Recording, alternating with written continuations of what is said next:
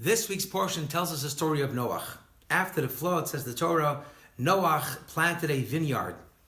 He drank wine, became drunk, and he uncovered himself in his tent. He was naked. He had 3 sons, Shem, Cham, and Yefet. Cham goes into the tent, sees his father laying there naked. He goes, tells his 2 brothers, Shem and Yefet. Shem and Yefet take a garment, and they walk backwards into the tent. And the Torah says that as they approached their father, their head was turned the other way. They covered their father, and their father's nakedness they did not see. Everything in the Torah is so perfect and divine, there's no extra letter. Why does the Torah repeat itself a few times, telling us that Shem and Yefet didn't see the nakedness of the father? First it says they walked backwards, then it says they turned the face the other way. Finally it says they did not see the nakedness of the father. The Baal Shem Tov once said a very interesting statement, that your fellow human being is your mirror. If we observe evil in another person, that is an indication that we have in some way that kind of evil. So, because if we would be pure and righteous, we wouldn't observe evil and flaws in someone else. The fact that I see a flaw in someone else, that is a reflection in me. That means that I have this flaw. How are we to understand this statement of the Baal Shem Tov? If I see a robber robbing a bank, does that make me a robber?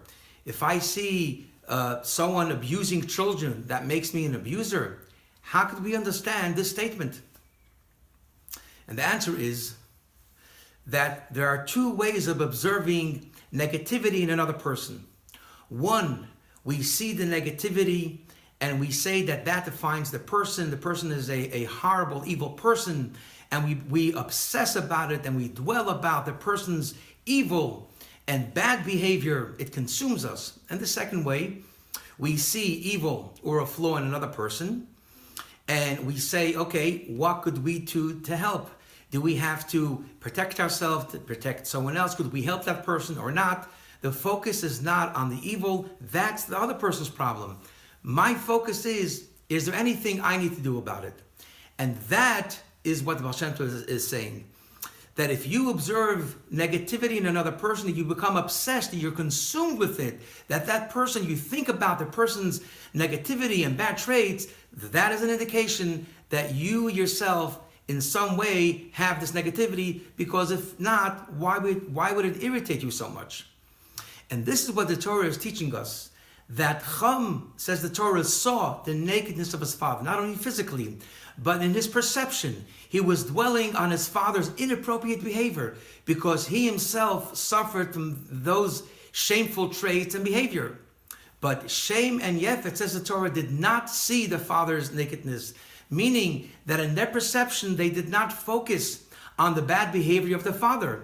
Their only focus was, what are we to do? We as sons, how could we help our father in this situation? They went and they covered him in order to correct the situation, but they did not focus on their father's inappropriate behavior. That's his issue.